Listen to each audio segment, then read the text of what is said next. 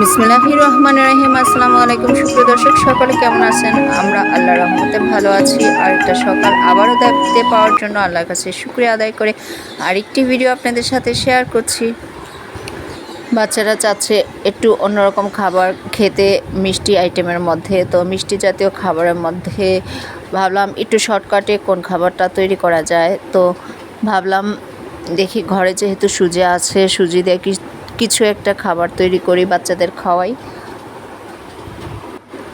আপনারা কে কেমন করে তৈরি করেন এই খাবারটি আমি জানি না, তবে আমি খুব শর্টকাটে খাবারটি তৈরি করে নিয়েছি, কিন্তু খেতেও কিন্তু খুব সুস্বাদু হয়েছে। তো ইতিমধ্যে আপনারা বুঝতে পেরেছেন যে আমি সুজির বরফি বানাচ্ছি। তবে আমি এই বরফিটা বানানোর জন্য কোনো উপকরণ দোকান থেকে কিনে নিয়ে আসিনি, ঘরে যা ছিল আমি তাই দিয়ে তৈরি করে নিয়েছি। বাচ্চারা খেতে চেয়েছে বলে, তারপর খেতে খুব সুস্বাদু হয়েছে। প্রথমে আমি অল্প পরিমাণ সুজি টেলে নিয়েছি। সুজিটা ঠান্ডা হওয়ার পর সেই সাথে চিনি দিয়েছি আর 1 প্যাকেট গুঁড়ো দুধ দিয়েছি। গুঁড়ো দুধের প্যাকেট একবার ছোটোটা দিয়েছি, ভালোভাবে মিক্স করে নিয়েছি। তারপর মিক্স করার পর 2 টেবিল চামচ সাদা তেল এর সাথে মিক্স করে নিয়েছি। এলাচ দিয়েছি 3টে।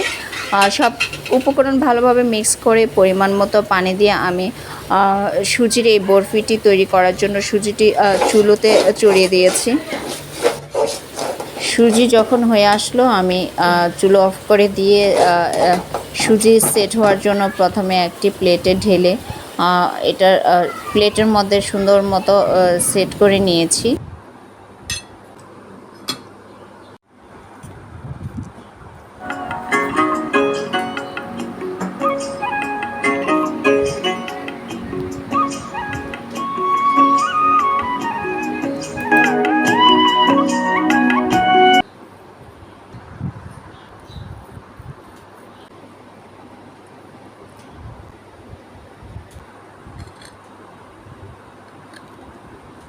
তারপর পিস পিস করে কেটে নিয়ে ডেকোরেশন করার জন্য দিয়েছি হলো অর্ধেক পরিমাণ বরফির উপর দিয়েছি কিশমিশ, আর অর্ধেক পরিমাণ বরফির উপর দিয়েছি হলো গুঁড়ো দুধ। হয়ে গেল আজকের এই সুন্দর সুজির বরফি। আসলে শর্টকাটে ঘরে যে উপকরণগুলো ছিল সেই উপকরণগুলো দিয়ে এভাবে সুজির বরফি বানিয়ে নেওয়া যায় একেবারে ঝটপট।